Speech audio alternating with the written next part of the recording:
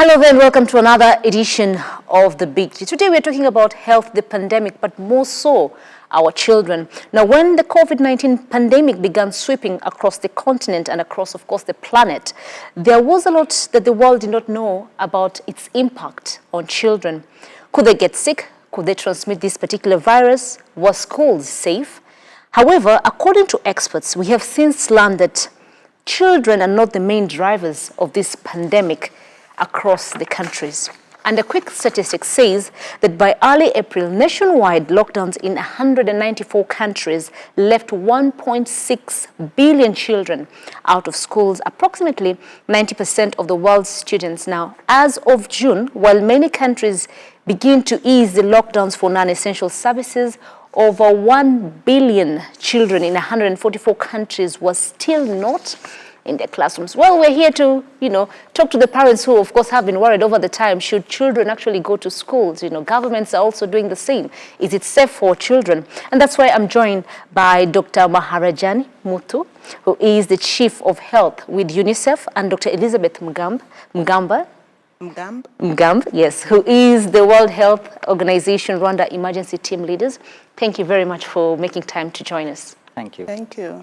Now, the COVID-19 pandemic, of course, has changed, the world that we know in many ways. We know that the elderly and those with certain pre-existing conditions are at the greatest risk, of contracting COVID-19. But what has been the impact on children over time? I'll start with you, Dr. Elizabeth. Yeah, so talking about the impact of COVID-19 on children, I'll talk about the direct impact. Really, as the pandemic started, so much was not known about the effects of the virus or COVID on children. And as time went by, and based on a lot of research that has been done, based on data that has been collected, so gradually we started getting the picture.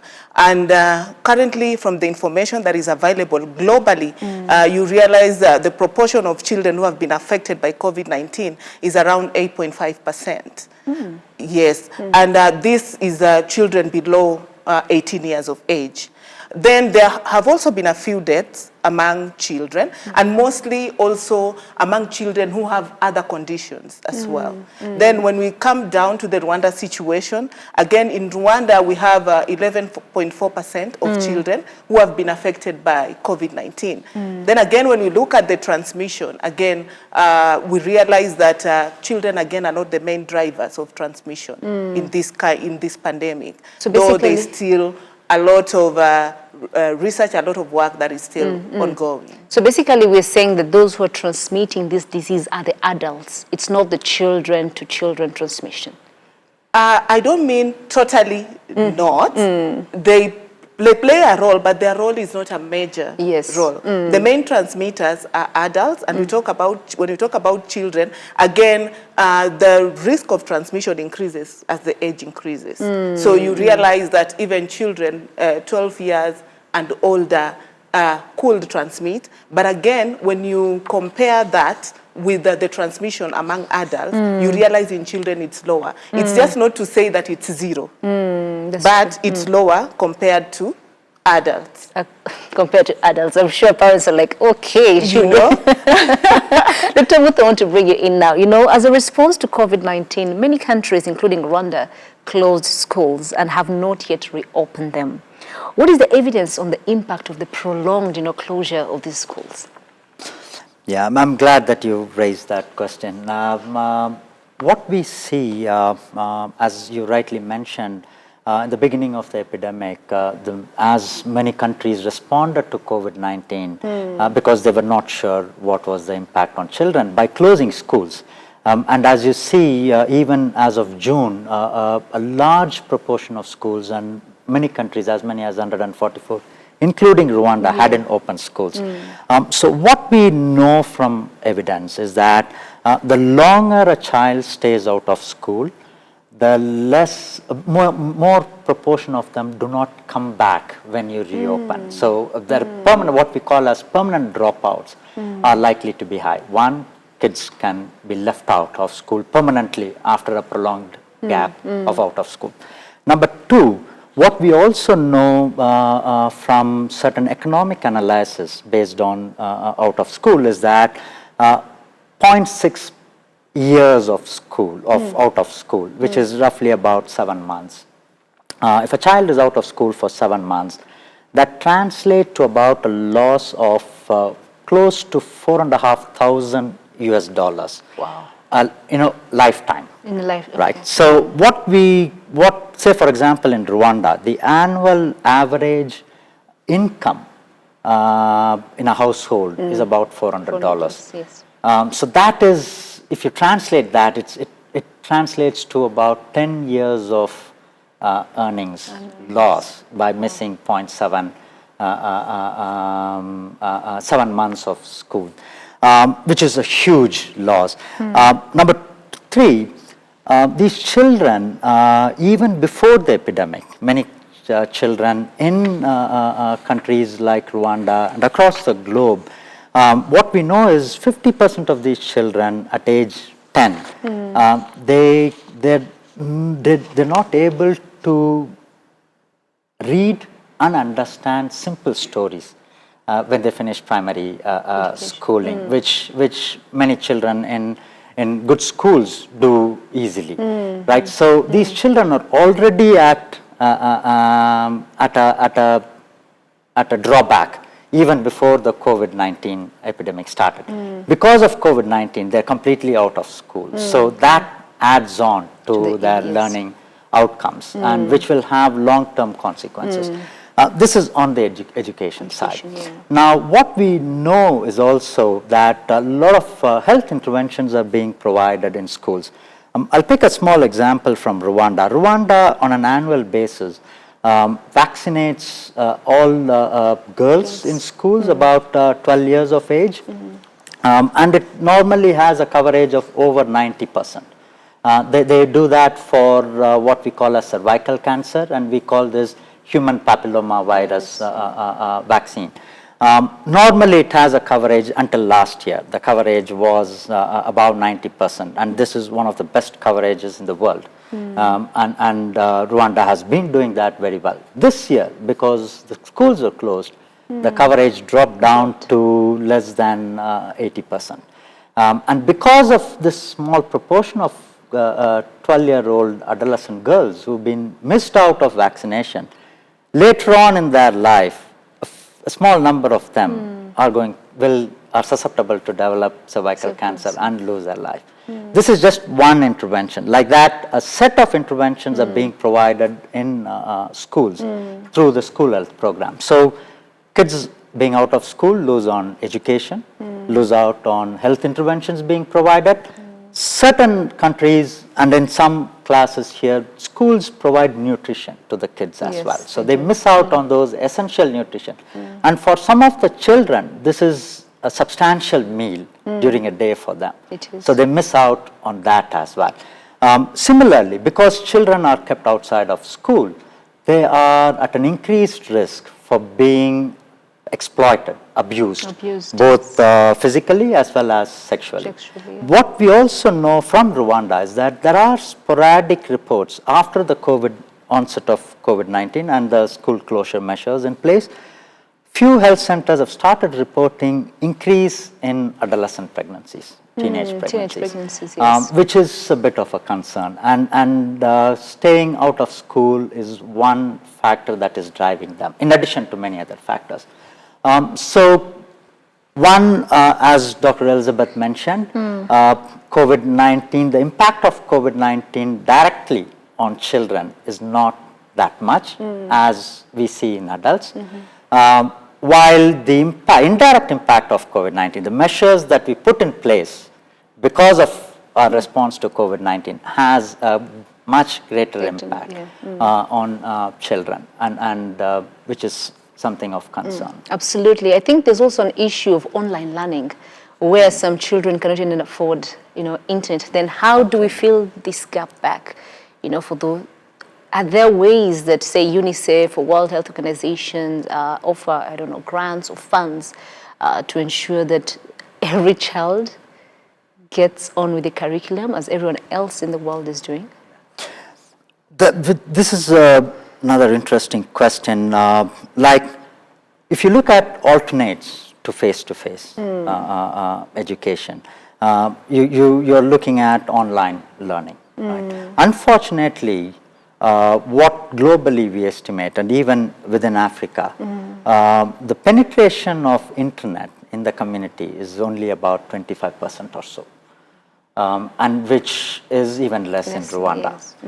And the online platform, though, what it has done is many schools, like my children, they go to school, go to a private school.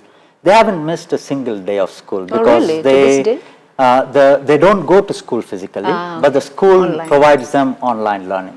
And since privileged children have the access to online learning, they don't lose Absolutely. much on their education. Whereas the vast majority of the children Affected. in Rwanda and elsewhere in the world who do not have access to online learning, they miss out on this education. It's also practically not possible to increase that access to education to universally in a short span of time during this COVID-19. The other alternate measures that have been put in place are through TV and radio channels and other forms of channels as well. Yeah. Unfortunately, what we also know, even in Rwanda, a quick assessment indicated that only 50% of the children who are out of school during this COVID-19 period even had some kind of access to radios. Yes. Leave alone making sure the kids listen to these radios, are supervised during these sessions.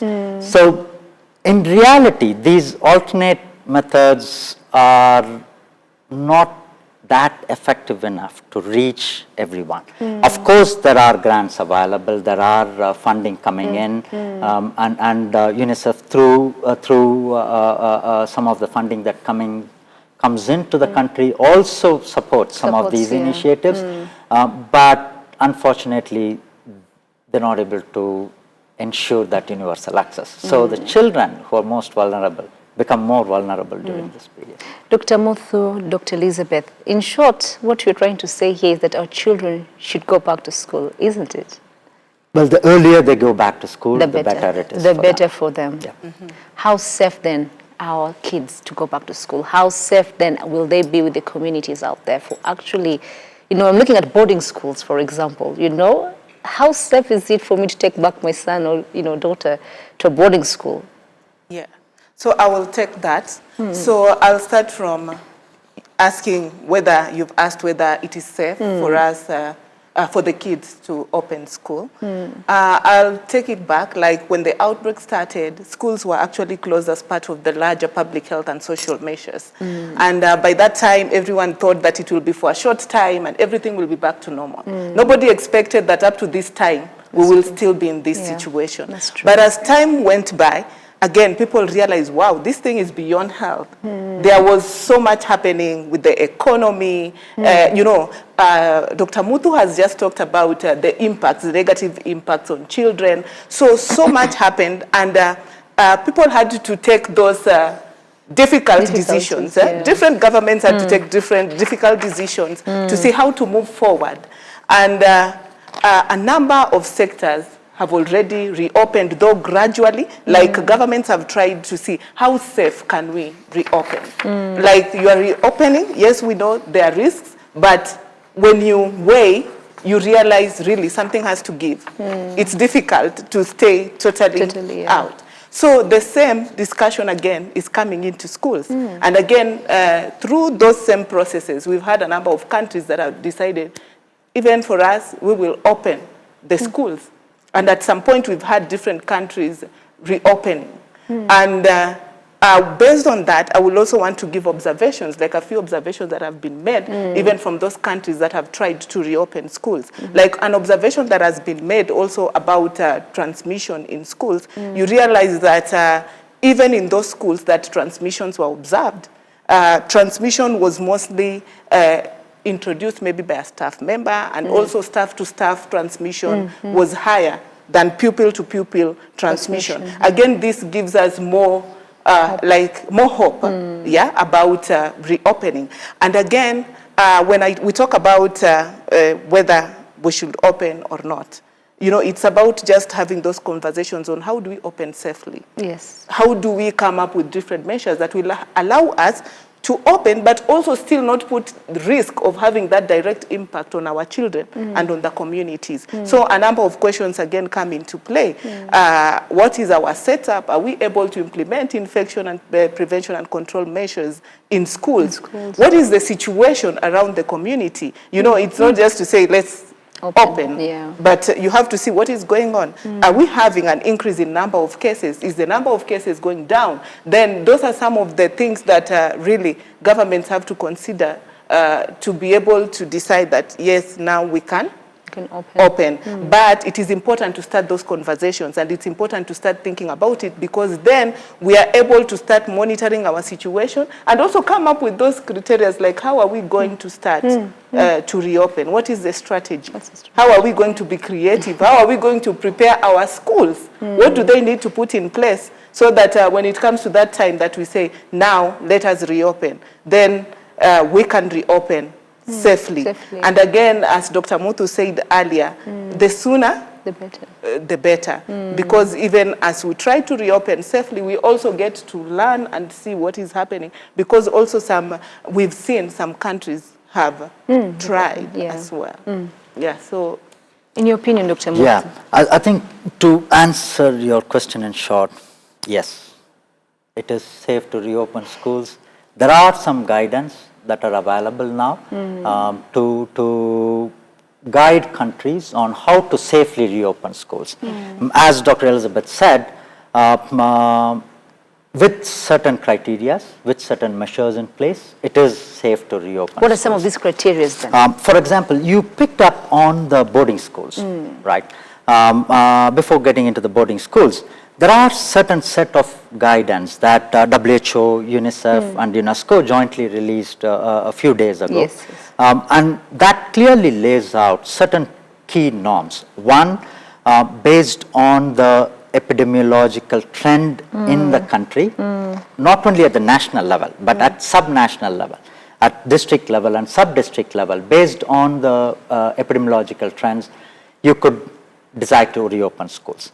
And based on the epidemiological trends, you can decide what measures you need to put in place to reopen schools. Say, for example, if you have a situation like most of the country here in Rwanda, we don't have so many cases in most districts. We don't have a very huge community transmission in most districts in the country. In those settings, it is very safe to reopen with a few number of preventive measures, public health and social measures. Like, for example, maintaining a 1 meter distance between the staff, maintaining adequate physical distancing between children, making sure children adequately practice hand washing practices, making sure that the school implements certain hygiene measures, cleaning the schools, making sure that the number of students in the class is regulated in a way that there are many ways of regulating that. I'm not going into the details now, but if the same measures that we use in schools are even applicable for boarding schools as well. If you have a boarding school in a district where there is no COVID-19, literally you can open the schools with very limited preventive measures in place. Whereas if you have a setting in a community where you have a lot of local transmission in a district, or in a setting where you have a lot of local COVID-19 transmission happening, you will have to impose a bit more robust preventive measures, like making sure that masks are worn by most of the students as well as the adults, by maintaining that 1 meter distance and having more stricter hygiene practices. So for the first time, all the three agencies, WHO, UNICEF and UNESCO, have come up with this more elaborate set of guidance, which can be tailor-made to the needs in a country, but also within the country at subnational level. Maybe before we touch specifically on these guidelines, because I'd want you to give me the key messages, you know, the take home for the parents, you know, as much as some parents complain actually, you know, that the teachers, they believe the teachers are now did a very good job, you know, with the children because they have felt the pinch, if I could, you know, if I could put it that way. But then there's the parents who are still not convinced, you know. But I want us to look at some of the lessons that probably you have learned, you know, as institutions, say in schools that have already opened across the world. Because I'm looking at a case where, say, China opens and then closes for a bit because there's a second wave. Though we have said that children are less, you know, are less, could be less affected by all this. But I'm looking at that scenario where we're saying, okay, then we're opening, then what happens when we have a second wave? How do we deal, you know, with all this? What are the lessons that, you know, you have learned over time with this?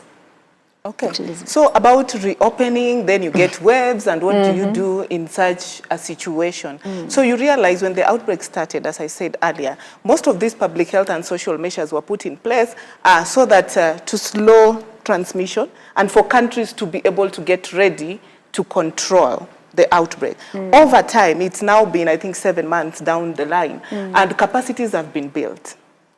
At least we are at a point, you know, when we were starting, little was known about the virus. You know, there was always today, there's this information, tomorrow there's this, today there's this publication, and I think there was a lot of confusion around. But you realize as time has gone by, we've gotten to a point that people at least know what to do. And reopening and getting another wave, I think it is anticipated, even when we were starting to reopen the economy, that was anticipated, even before we talk about schools. It was anticipated that as we start reopening, we could experience waves. And when we experience waves, then you know what do you have to do. And again, as you reopen again, there are also some monitoring, you know, that you have to do. So for me, I look at this as part of that, because even as we reopen the economy, we remain cognizant of the fact that waves could be expected. And we've also had, as I said earlier, countries that have reopened and closed. It is part of it, because again, if you don't do it, you'll never get there. But even when you start, then you'll be able to know how do we control, how do we monitor better, because you get to put systems in place. Like, for example, you find that there's a boarding school in one of the countries where they had transmission after they opened. But again, they learned from that. It's because maybe initially measures were really not put in place, all the measures that were required. So you see, you also learn from that and see, okay, when we reopen again, how do we reopen better? So you get to learn from the reopening. So even if you experience a wave, then you will have learned of how to reopen better when I want to do another reopening, because it gives you time to reflect and evaluate how you did it, so that you can do it differently when you do another time. So that eventually we get to that point. Yeah. Dr. Muthu, yeah. I think this is a very important aspect. What we know globally is that from most countries, many countries, as Dr. Elizabeth said, open schools and then they shut down. But what retrospectively looking at all the global analysis of wherever they've closed and looking at why they've closed and what was the cause for the spread, what we know now is that most of the spread, even within the school, or the number of cases within the school, have not been because of transmission within the school, have reflected what has happened in the communities. Yes. And the schools have been a kind of I would say, an indicator for what is happening at the community. So as Dr. Elizabeth says, what is more important is to put in the measures in place and then to make sure that these measures like physical distancing, proper ventilation, proper wearing of masks, hygiene practices throughout the school, whether it is a boarding facility or a regular school. So all of that needs to be put in place. And we know now that with these efforts, you can safely keep schools open even if you have local small clusters of infections within a particular geographic district. Interestingly, what is very interesting is that when the epidemic started, schools were one of the first to be shut down, followed by businesses. Yes. While what we know now is the risk of transmission and what drives the epidemic are the businesses and the workplaces where adults come in contact with each other and who are more at risk for transmission, more at risk for getting the infection. Now, after a particular time when countries reopen, businesses are the first to be reopened and the schools the last to be, which is kind of a bit of an, it shouldn't be the case, right? Because now we know that that is not what the epidemic behaves like, is all about, right? So that's a bit of a challenge. I want us to talk about the importance of collaboration here, because I believe I think the common mistake that was made was the lack of linkages between organizations that have the right information and, the communities and the journalists like us, the people in the media, to get the right form of, information that we can easily pass on to the communities out there. How do we bridge this link now that we're saying we want to open schools, now that we're saying that, COVID is here with us, we might as well live with it, and learn how to protect ourselves better? How do we make the collaboration, especially in terms of information, easier, for everyone? Dr. Moto, Dr. Elizabeth? Okay, so collaboration, especially in terms of information. You've mentioned an important point that there's collaboration. You've talked about collaboration between organizations, collaboration between different levels in the system, communities, policymakers, all that, and in terms of information sharing. I think if I look at the Rwanda situation in terms of information, the government has been at the forefront in terms of sharing information with the people of Rwanda. And also when I look at the organizational setup, I think, for example, these guidelines, I think, is a great example. For different organizations, we have different strengths. And now when you are able to bring together different organizations with different strengths, then we are able to come up with something better, as opposed to one organization working alone, another one doing their thing, then you are there poking holes, instead of having been at the table, when those conversations were taking place. So for me, I think it is really important to collaborate between organizations and government, and that, I think, brings better results for the communities, for the people of Rwanda, and I think that is great, and this is one of those great examples that I can also mention. Absolutely, yeah. Yeah, I think what is also, in addition to what Dr. Elizabeth mentioned, is also in terms of collaboration, intersectoral collaboration, bringing in multiple sectors together and having the information available at real time with all the sectors. So that including media, including education, Ministry of Education, Ministry of Health, various ministries bringing in together and having that information available at a real time. What we've seen with the epidemic globally is that the negative information is very quick to be transferred. True. We call it Fake news. infodemic. But unfortunately, the positive news, it usually is a bit late to catch up. And I think, as you rightly pointed out, collaboration between various partners, including the media, and getting out the right information at the right time is very critical. Absolutely. So I want to touch now on the guidelines, that we've kept, touching on. Then what is the key message out of this? Because UNICEF, UNESCO, WHO, all of you sat down and came up with these guidelines. What is the key message then in these guidelines? Okay. So we have talked about the impacts of COVID-19, the negative impacts on the children and on education.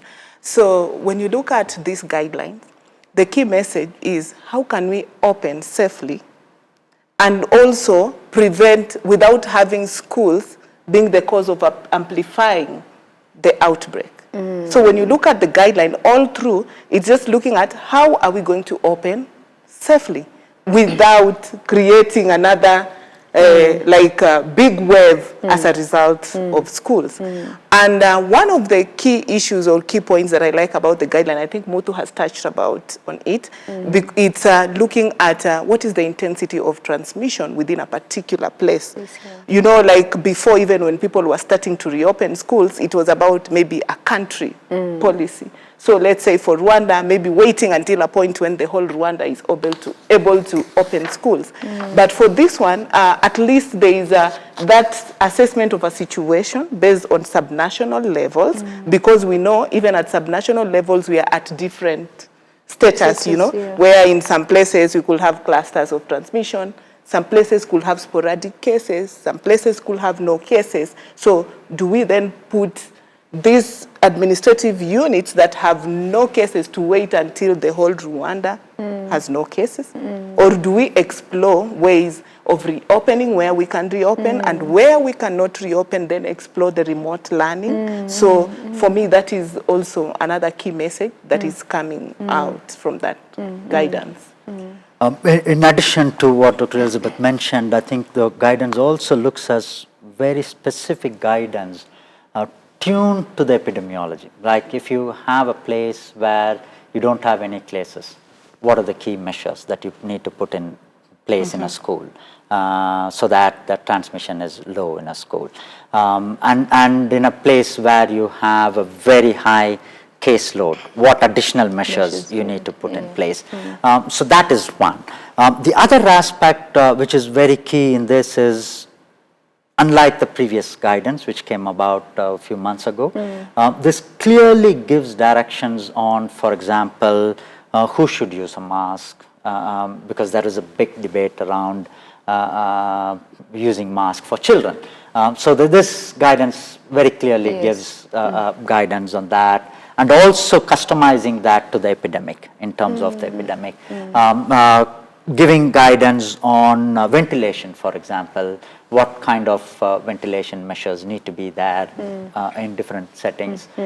So it touches a lot of areas, and it's a bit more comprehensive than the previous one, which gives governments and who are ready to open schools a good tool to adopt. Yeah, I want to us look then at the aspect of this disease, because when this COVID pandemic started, most parents got confused at some point. Children get easily flu, they easily have a cough, they easily have all that, fever especially, in babies and children. So the issue then comes, how do I know my baby actually has COVID?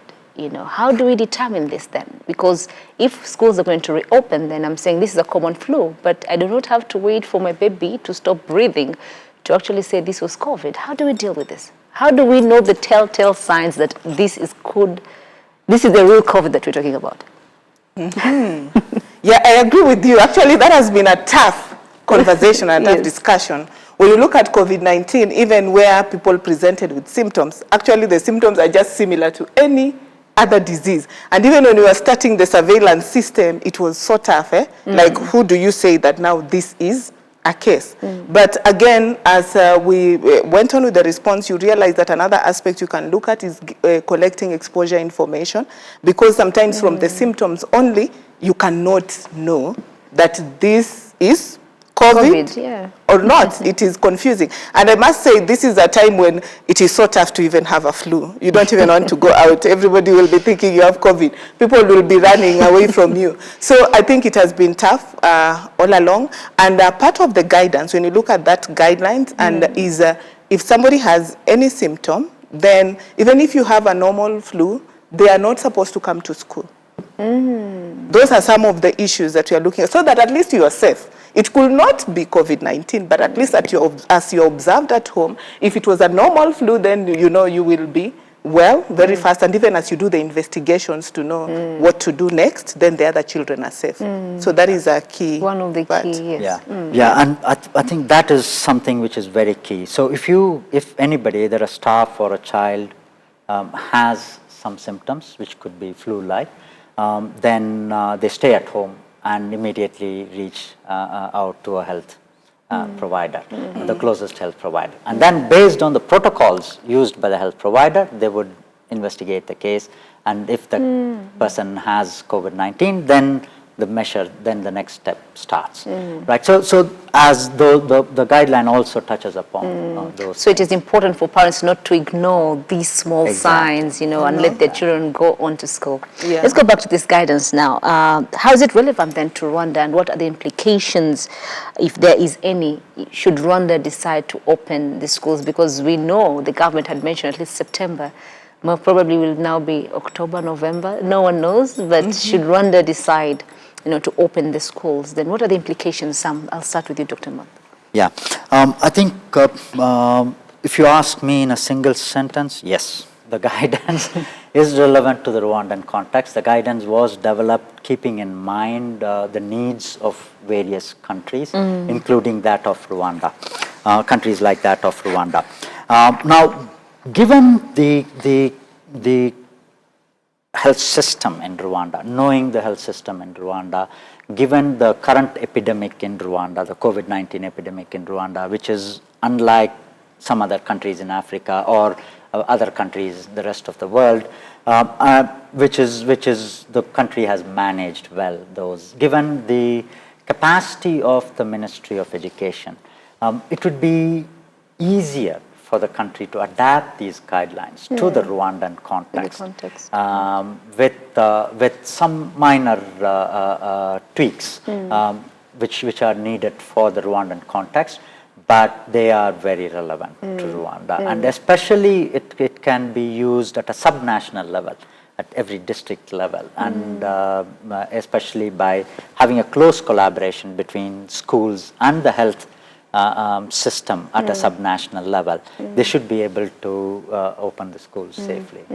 Dr. Elizabeth? Yes, I agree. The guidelines are relevant to Rwanda, and Rwanda actually should be able to open safely. You have seen Rwanda is among the countries that have been applauded in various forums for how the country has managed the epidemic. A lot of capacity has been built. So in the event of anything, I believe the capacity that has been built, then I don't think there will be an issue in managing.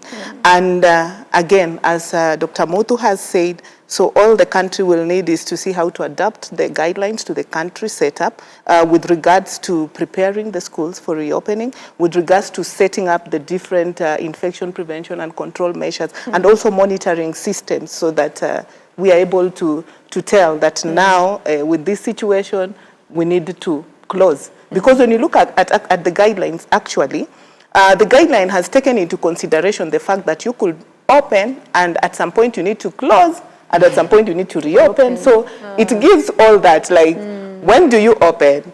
When do you decide that now we need to close? When do you decide that now we need to reopen after we had closed? So all that is taken care of. Before we sum up then, the risks of keeping school closed outweigh the health risk caused by the pandemic. Do we both agree to that? Absolutely. True? The risk of keeping children out of schools is much greater than the risk of COVID-19 for children. It's what the evidence shows. It's not mine.